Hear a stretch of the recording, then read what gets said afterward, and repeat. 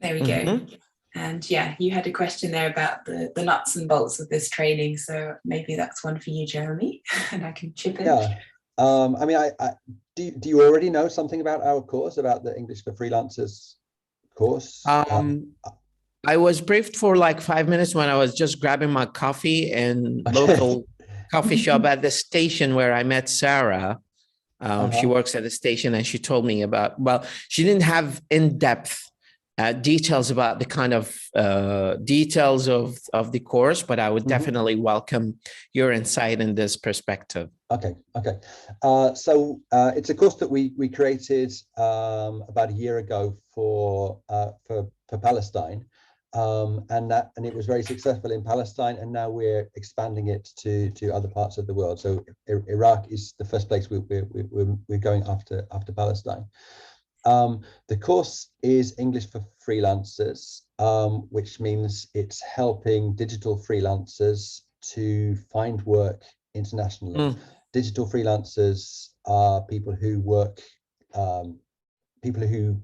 mostly over the internet to I don't know, for example, working make a living, yeah, but doing all sorts of jobs. Maybe they could be an architect or a designer or a translator or something, but they find work on these international platforms, and they work for different companies around the world, and get paid for jobs rather than as employees.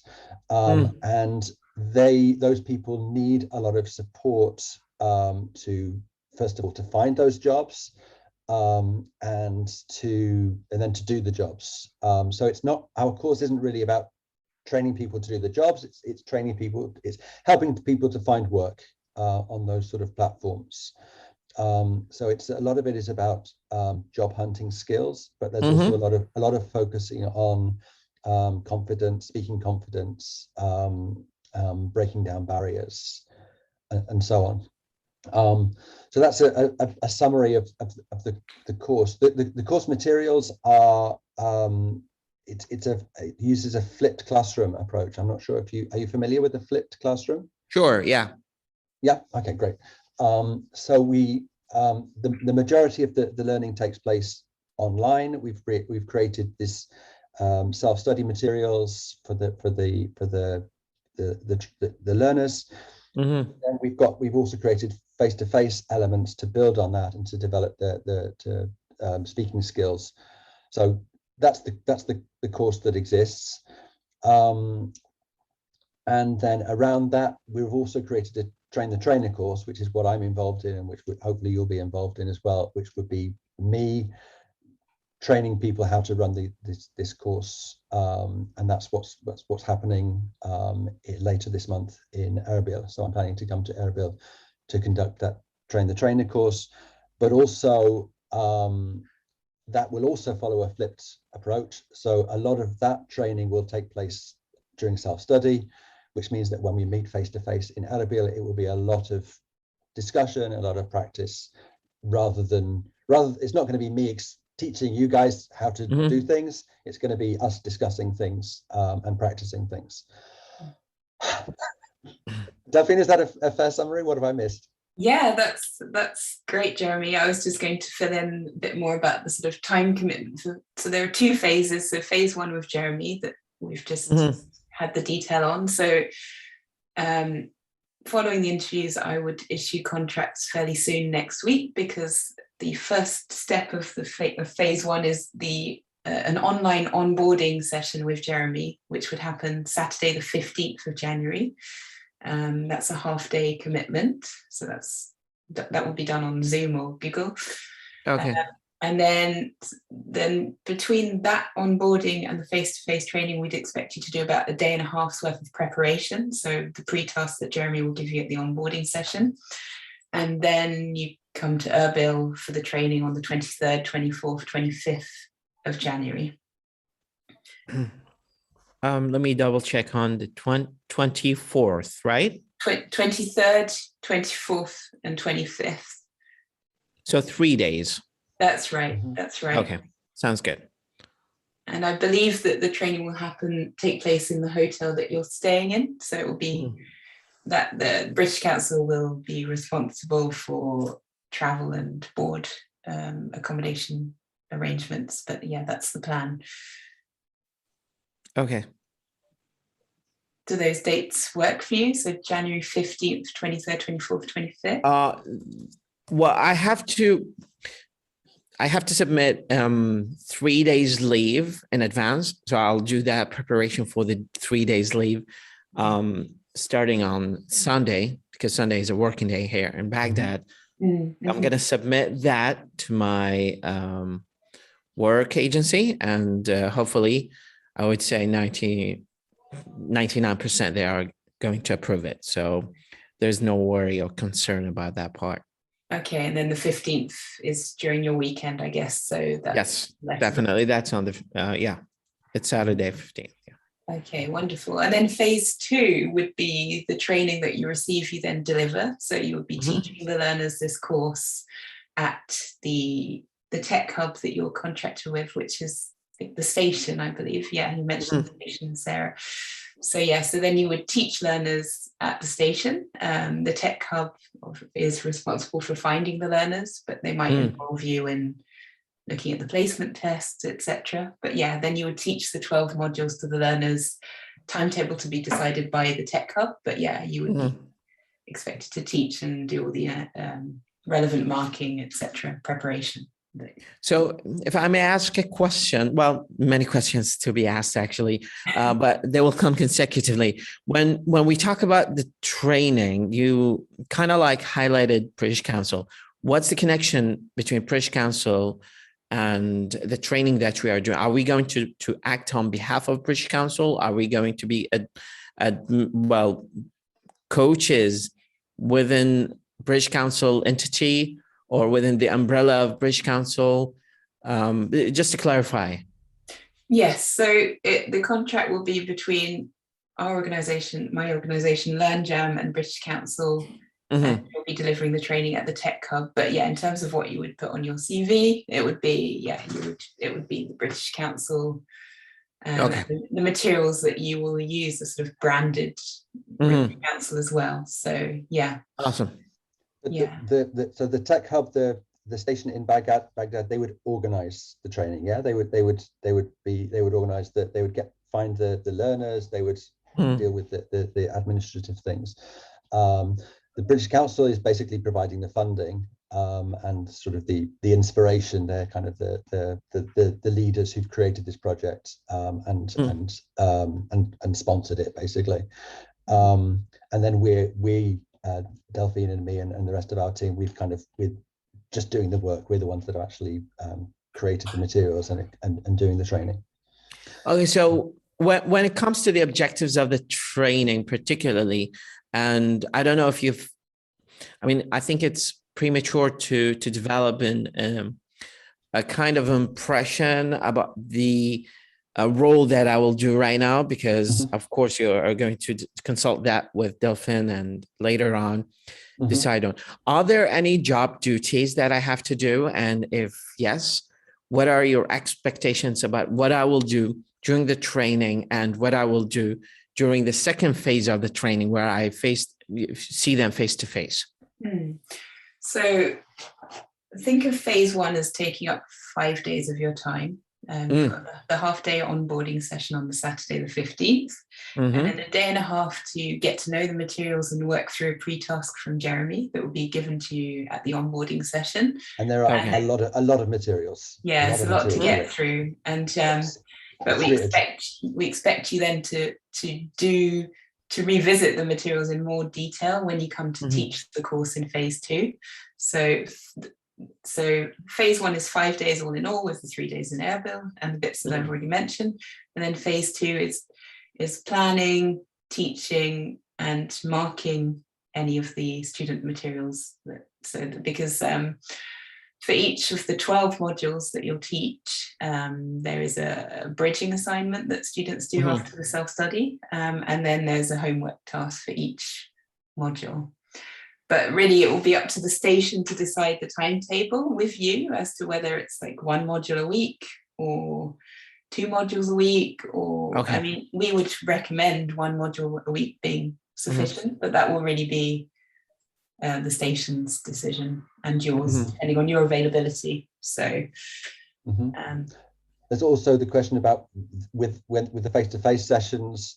We've planned them to be hour-long face-to-face sessions, but when we were running this in Palestine, the teachers there had them for much longer. I think they had them for 2 or 3 hours per session, because they had lots of like spontaneous discussions and things. So again, that's something that you can work out in detail with the station in Baghdad, how that would work. Yeah, but in terms of the time estimates we've given to British Council Iraq, we've said 2 hours per face-to-face session based on the experience in Palestine. We feel that, depending on the group size as well, but that would be optimal. So it would be 2 hours teaching face-to-face, and then for 12 modules. Sorry? For 12 lessons, 12 weeks. 12 lessons, yeah, exactly. 12 weeks. Modules. 12 modules, but it could be, I'm not sure about the number of weeks, that will depend on the station and your requirements, but it's basically, in terms of how much work the phase 2 takes for you, it will be 9 days. We've calculated around 9 days of your input for teaching, planning, marking. And is this going to be one time only, like for only this group, or are they going to be other courses where we're going to administer the same thing repeatedly? That's a good question. This is a pilot at the moment, so it will depend on the success of the course with your learners and the feedback that's given. But yeah, I'm sure British Council would like this to continue. So this is sort of, phase 1 and phase 2, but most likely there will be a phase 3. That's what we'd all hope for. So it's fingers crossed. Exactly. Yeah, I mean, we've all put a huge amount of work into this, and obviously you'll put a lot of work into this. So it would be a real shame if it just happens once and then disappears. So we really hope it will continue, but that's not a decision for us at the moment. That's something we have to. Yeah. Oh, okay. Well, for Jeremy, have you worked in Iraq before, like with Iraq coaches? Okay. No. This is new. I mean, I haven't. This is a whole new experience for me. I wouldn't say it's a whole new experience. But since you've worked before with Palestinian people, I think the field of MENA, Middle East and North Africa is not that quite dissimilar. When it comes to regional variation, probably the only thing that you would notice is the way the dialectal variation. But when it comes to the customs, traditions, and the way you deal with people here in Middle East, it's not that quite big difference. That's the impression I'm getting from. We've spoken to quite a few teachers and teacher trainers setting up this project, and it just strikes me how everybody I speak to just is like an English teacher. And English teachers are the same all over the world. It's just like, I know you, and you. It's just, we're the same. I think we're all the same. So I don't know. I feel this connection with English teachers wherever they are, and it's great.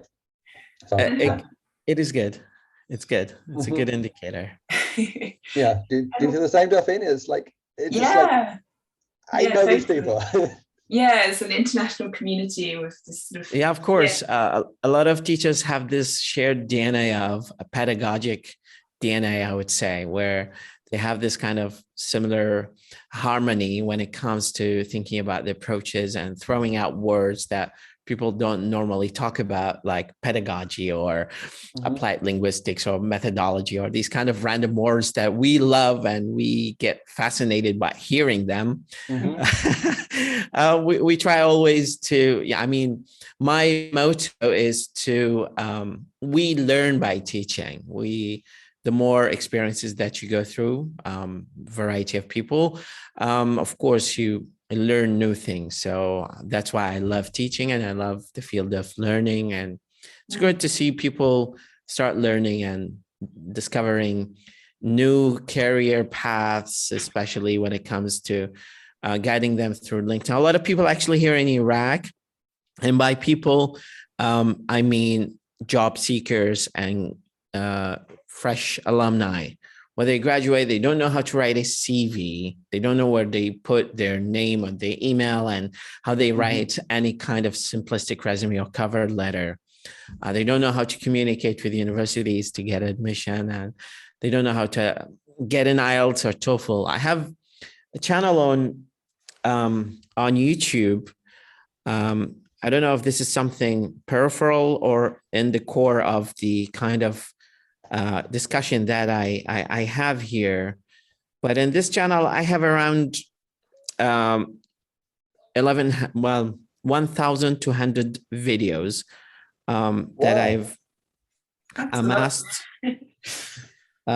over the past 4 years, where I deliver lessons. And I don't know if you know this guy, but I recently met an awesome guy. This is Gideon. I don't know if you know him. I don't know him. No. Okay. And I'm pretty sure then you know this guy. I'm not bragging, by the way. Do you know this guy?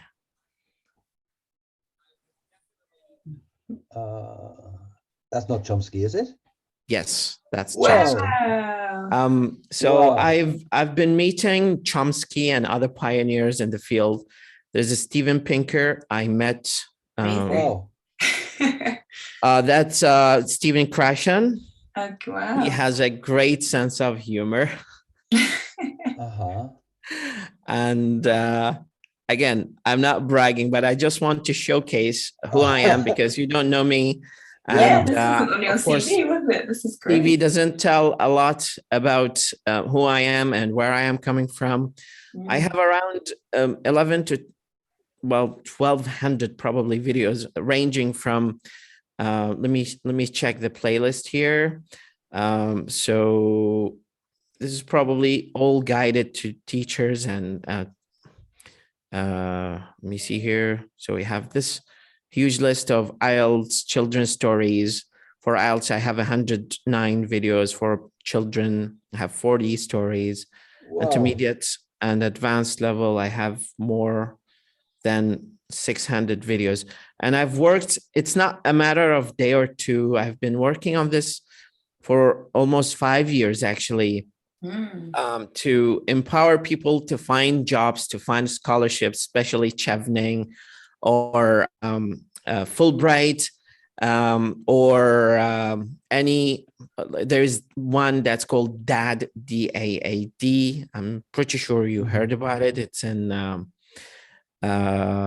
Germany. They offer great scholarships for MA and PhD. Amazing. And there is this last one. Just 1 second. I'm sure I took a lot of your time. No, it's okay. This is fantastic. This is very interesting.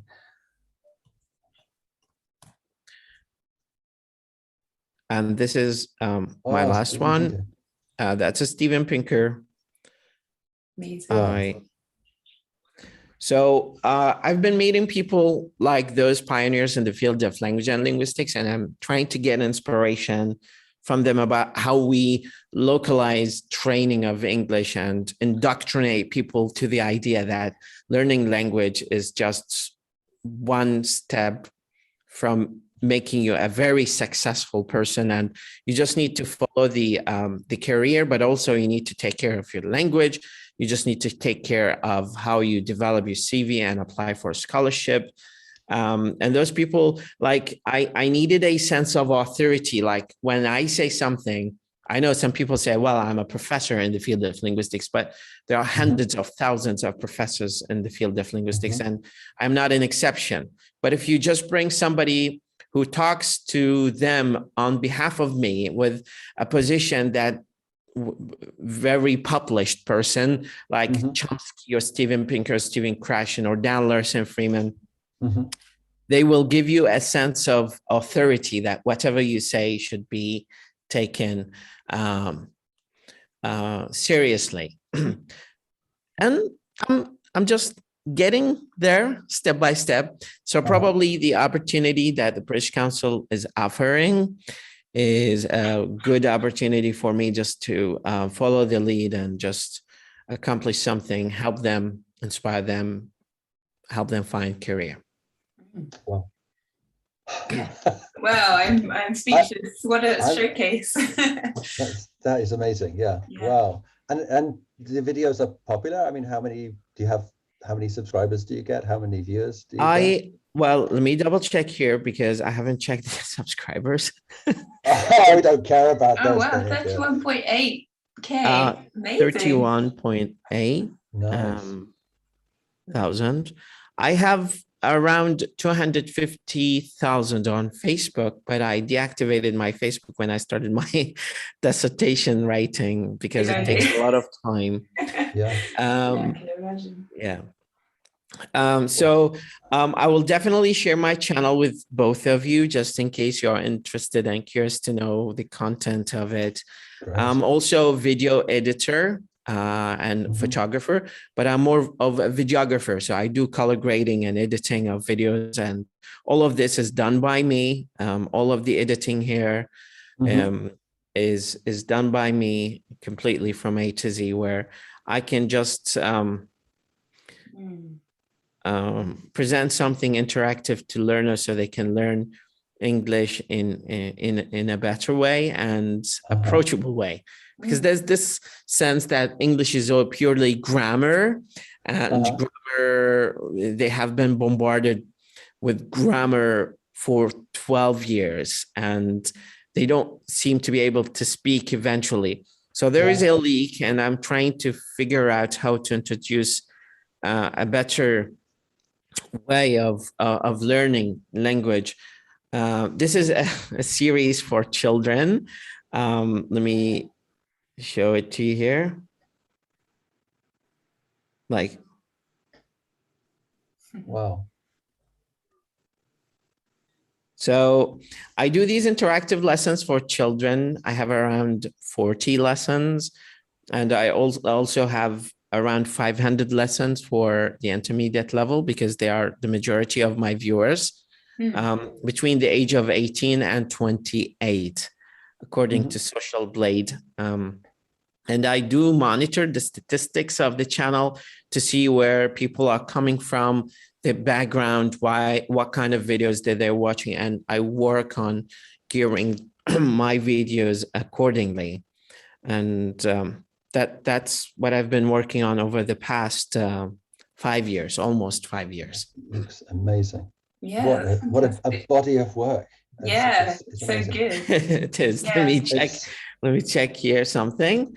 Again, I'm seriously not bragging, but I thought that CV is not enough to tell you what I'm working on. So I just wanted to show you my channel so you can get a better perception and impression about me. I started the channel on 2016, so that's roughly 5 years. It's only education. Number of views is hopefully I'm hitting 1 million. And then the uploads is 1,123 videos. Amazing. So that's a ton of work, actually. And these are some statistics of the channel. Hopefully you can have a look at later if you're interested. Yeah, great. So now I understand why you've got this professional microphone. I am a big fan of technological gadgets like cameras, microphones, and I have a dedicated playlist to the gadgets that you use in terms of language teaching, and I offer lessons on how to do video editing and cutting and grading and color grading. Anyways, enough of me. I need to shut up right now and give you opportunity to tell me about your program. No, just it also explains why you look at the camera. I guess I look at me and you look at the camera. That's very professional. Yeah, that's the years of experience. No, it's great. It's great. I've got one more question about random question, and then we'll move on to tell me about your PhD. So what was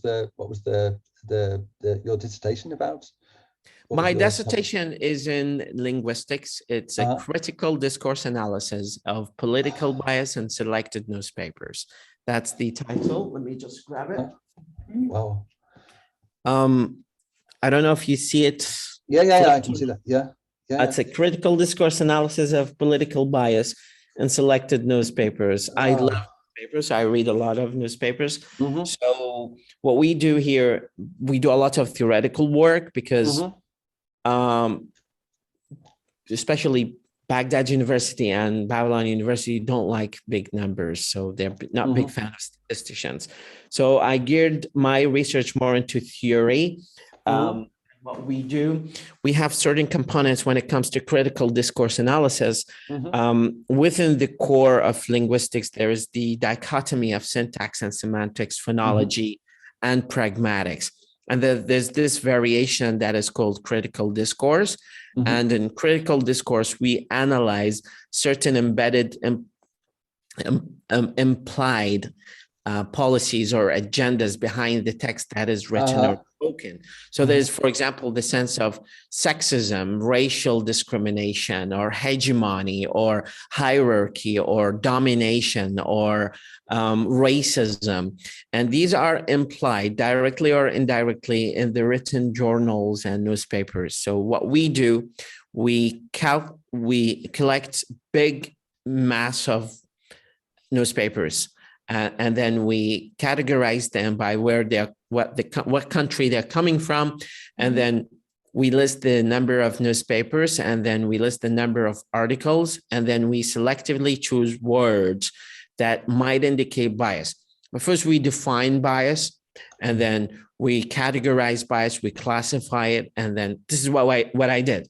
And then building on that, I start reading to see patterns and whether these patterns are indicators, negatively or positively, of certain bias to the agency of the journal or against the agency, to the country of the journal or against the country.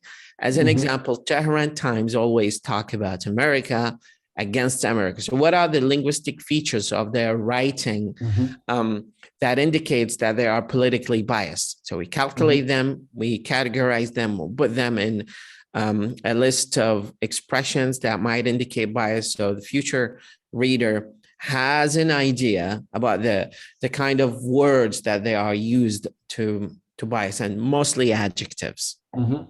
Yeah. Wow. Sounds really interesting. It's very interesting, yeah. As for my MA degree, it was in linguistics also, and from Middlebury, and it was about EFL perception of using, EFL teachers' perception of using technology in classroom. That was the core research of my MA, and I can definitely share a link to that. It's published in ERIC, I think. I uploaded some time ago. 10 years ago, probably. I hope it's already there. I don't know. I need to double check. Yeah. Okay, it's fine. I just being interested in. I'd like hearing people's stories. So, did you say you still teach now, or you? I do teach. I have students, 2 government parliament members. I have online courses with them every week, and I have 3 students and a couple of students who I give them courses online, usually starting at 8 in the evening. So most of my days actually work, but I dedicate only the evening to do the classes because it's more quiet here. Kids are not at home, so I have 3 kids. So usually I have them go to their grandfather's house so I can deliver the teach quietly here, the teaching lessons. So, yeah. And how do you know the content station? How does that fit in with say it again? The station. How do you know the station then? How does that fit? The station, well, since the establishment of the station, I was working there behind the station as a night guard back when I was in bachelor degree. And in the morning, I head to college to do my classes in the morning, to have classes in the morning. And in the evening, I translate documents for the organization I work with, and I work as a night shift guard. So I had 2 jobs at the position at the organization adjacent to the station. And then when I started building the station, I was close to them. It's a good place where we have good coffee and good elite people to just socialize with. And I know pretty much everyone at the station because I've been going back and forth there for like the past 3 years. Yeah. Oh, nice. Okay. You know Ashley? We don't know anyone directly at the station yet. Okay. We know them via British Council. So I'm just wanted to. By the way, I was approached by British Council. Oh my God, it was a great opportunity, but I just missed because I was a little bit linguistically arrogant some time ago. Let me tell you the story. So I was approached by a friend of mine. Her name is Sabah. She worked as a British Council, and she said, we want a test administrator or examiner, and there's a condition that you have to get 8.5 to 9 in IELTS.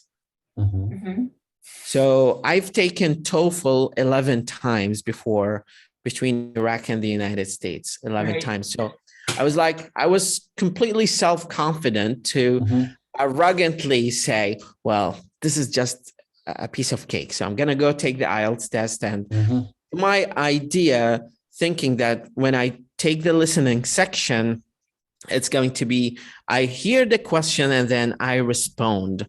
So what happened is that you have to simultaneously answer while you're listening. So I missed the whole listening section. I missed a whole section without answering it. And I got 6.5 out of 9.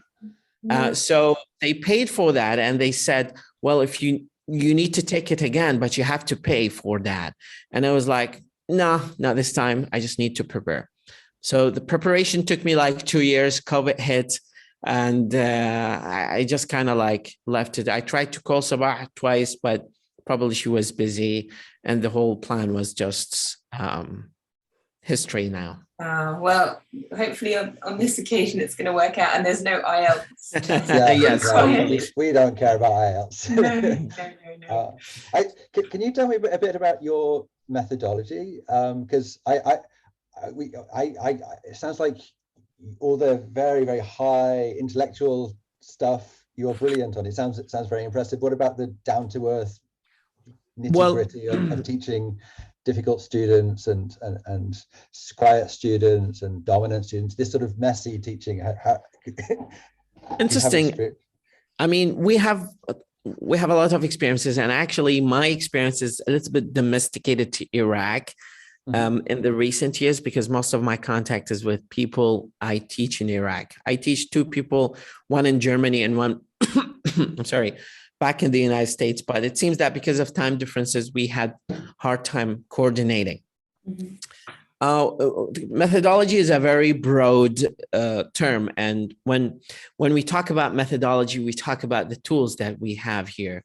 Most of people in Iraq, based on my observation, have been taught inductively in language to the point of they feel saturated with grammar. So probably you come across people who are better than you and me in English grammar, but they fail to make a good conversation in English. Now, what's the reason for that? I've been reading an article, I read it like a couple of days ago in The Economist, and they say most of the training syllabi that is administered on students does not focus particularly on stress, intonation, rhythm, and phonotactics, and productive skills. Most of our problems in Iraq are with the productive skills, not with the receptive skills. In writing, they're bad. In speaking, they're bad. And the reason is because of what Chomsky said to me in the recent meeting, lack of social stimuli. And when we talk about lack of social stimuli, I mean, I teach you a complete 2 hours lesson about how to order pizza in McDonald's or McDonald's, I don't think they offer pizza right now, hamburger, whatever. And you go out and you don't find the stimuli to help you order or actualize or activate the kind of linguistic inductive training that you got in the classroom. So what are we doing? Now, I need to shift the attention more to the productive skills. And I have learners, probably if you get a link, you'll get the link to my channel. I have a ton of meetings with learners where I just spend hours and hours and hours teaching them and helping them speak more than I speak. And I don't pay attention a lot to accuracy in the early levels and beginners and intermediate level. I heavily focus on probably ripening their productive vocals where they can just actualize language and coordinate what's going on in their brain and in their mouth. Because it's like an engine and a vehicle chassis where you have to coordinate between these two elements in order to produce good maneuverability in this state. So language is about maneuvering and being able to strategically convey your messages to people and help them understand you directly or indirectly, and try to explain descriptively any kind of situation if you fail to retrieve the exact word you're thinking about in the moment that you need that word and you just can't seem to remember the word.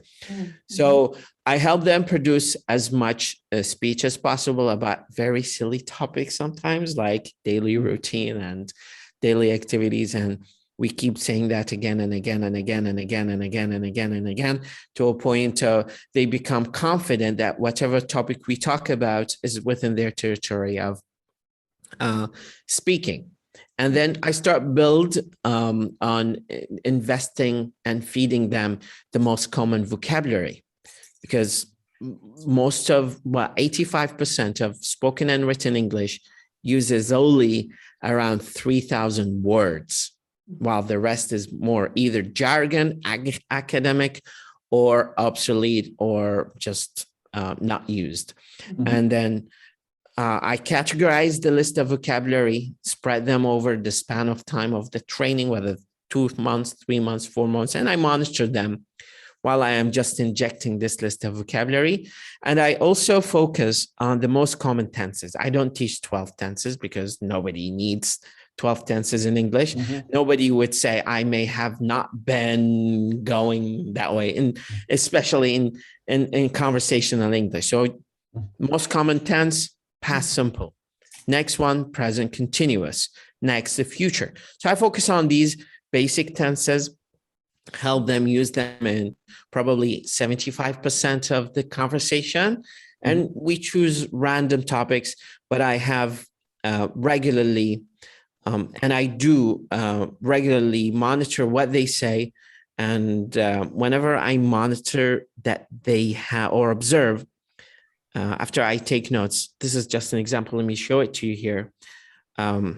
This is the part of handout that I made to one of my students. It's English speaking practice. Do you see that?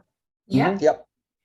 So these are like questions. What is your favorite color and why? So use present simple. Most of the questions are in present simple, so the answers are tentatively in present simple. And there is an obligation that for each one of the questions, there are 2 conditions: speak as many details as possible, and don't give me a short answer, shorter than a minute. That's going to give them longer mileage when it comes to speaking. So I challenge them in this kind of speaking marathon where I exhaustively drain any kind of vocabulary that they have and recycle them again and again using a variety of questions. And we spend hours working on that until I feel they become a little bit better. And also I supplement that with folklore stories, because part of my methodology is to build on 2 aspects: the relevance of the topic to the learner and the learner's background about the topic. So after 2 to 3 meetings, I design because I love short stories and kids stories. So I create stories by myself to them. And I usually add the character of the trainee in the story. This is just an example of a story that I made and now I published in Apple Store. It's Iraq and the Giant Sea Monster. I designed this story for kids. So we have in the Iraqi folklore, there's something called Su'luwa, which means a sea monster. And I tell them the story in the present simple, and then I embed as many vocabulary to it as possible. Wow. Let me show you another thing here. Okay.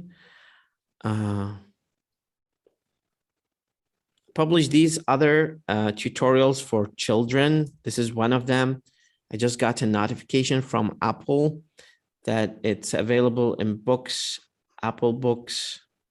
It's the English alphabet for the true beginners, the real beginners. And for every letter, there are 5 or 6 words. So in combination, 5 multiplied by the number of alphabet, that's going to produce good asset of words for learners to build on constructively to a point where they can produce simplistic utterances in English that will lead them to become conversational. That's a glimpse actually of my methodology, and I'll quote Hamlet when he says there's a method to my madness. Might not be clear in the beginning, but probably most of the chaotic, disorganized materials that I give to students are based on the back experience that I have, that the majority of people in Iraq need to focus on productive skills. They need to focus on basic verbs. They need to focus more on past simple and present continuous and know the differences because we don't have auxiliary verbs in Arabic. So you come across a lot of people saying he coming here or he's sleeping because we don't have something called be verb in Arabic. It's built in the main verb. So you wouldn't notice that. So when the brain doesn't necessitate that auxiliary, the brain starts to drop it in the second operating language system. Sure. And what about classroom management then? So when you're in the class and you've got a mix of quiet students, chatty, dominant students, how do you manage that dynamic? What do you do? I'm always a dictator when it comes to managing classroom students. Well, we know for sure this is probably something that is beyond discussion right now, that learners vary in terms of their background, in terms of learning skills. Like some of them are tactile, some of them are visual, some of them are kinesthetic learners, where they have a variety of skills and a variety of backgrounds. And we just need to find common ground for them. And usually what I do, and that's why during the past sessions that I've worked with other managers, they always assign me to speaking workshops, because I kind of don't want students just to sit down, because once you have students sit down for a longer time, their brain is going to position itself in a way that I'm relaxing. I'm not going to produce any kind of productive language. So I have them always move around, socialize, talk about things like go talk to this person, negotiate with that person. Let's learn about basic countries in the world, common countries, say a country that starts with the first letter of your name. Or we do role plays where I act as a victim sometimes and I tell them I'm just complaining about this and that, but that's for the advanced level. And then for the beginners and the intermediate level, we just focus on the 3 types of activities: the closed activity, the semi-closed, and the open activity. Usually for the closed activities, I expect students to produce specific kind of language utterance, like, how are you? So there's specific kind of expressions that we have to say, or choose this word from the box. So there's limited number of vocabulary. And the reason for that is to help them internalize the word and start using it. But I actually don't rely heavily on memorization. I believe that the best way to learn something is to struggle with, to be able to create some sort of harmony, relevance to this item with my background knowledge. So I always try to bridge the gap of interaction among learners and build on what they know, because eventually we're just facilitators. We cannot teach language, but we provide conducive environment for learning. And the conducive environment of learning comes from collaborative and teamwork. So how do we do that? We just try to break the barrier of probably some people feel shy or hesitant. So we always approach it from a sense of humor, and then tell them that whatever we do here is just to help you and equip you with better chance to be confidently speaking. So there is no way that shyness plays a role in your progress in language. It's just something detrimental to your failure if you just carry on this path. Now, there are so many ways we do that, especially in the beginning. But most of my treatment of the classroom is collaborative work, teamwork, building on what they know. And it's like we cannot install a new language software system in their mind, but we're just updating what they know, because they do have experiences. They are coming from different walks of life.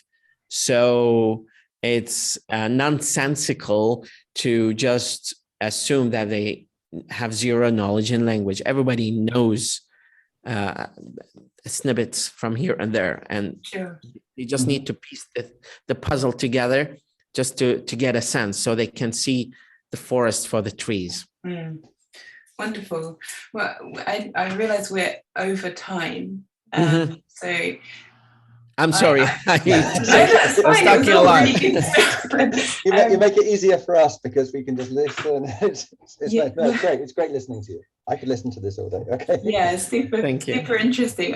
Personally, I don't have any burning questions left. I feel like you've given us so much, Waleed. Do you, Jeremy, have anything you want to ask? Or no, but I will just bring back the first square of the kind of discussion that we had, just in case you want me to be 100% exact about what I'm going to train them on. Just tell me that we expect you to do this and this and this and this. But I know that's going to happen during the training of phase, and then I'll be told more details about that later on. Exactly. I'm only one message away or one email away. So just text me whenever you want, in case you need any kind of questions to be addressed. Please let me know. I usually access my email frequently, just in case something pop up. Okay.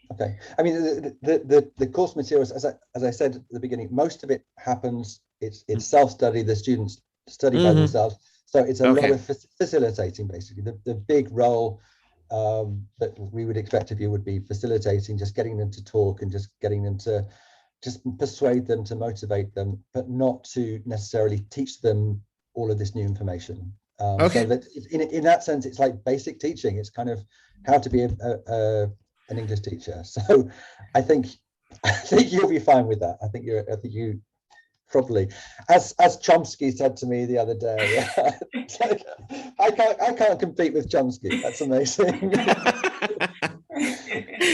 Do you insert that line in every conversation? As Chomsky said to me the other day. It sounds wonderful. When I socialize with my friends, I like to brag about it, because it's once in a lifetime. You know, Absolutely. how many times do you get the chance to talk with Chomsky? Yeah, that's fantastic. It's amazing. Yeah. Well, anyway, it's been fantastic to talk to you. I think I've got all the information I need. Are we okay, Delphine? I think so. I'm going to stop the recording and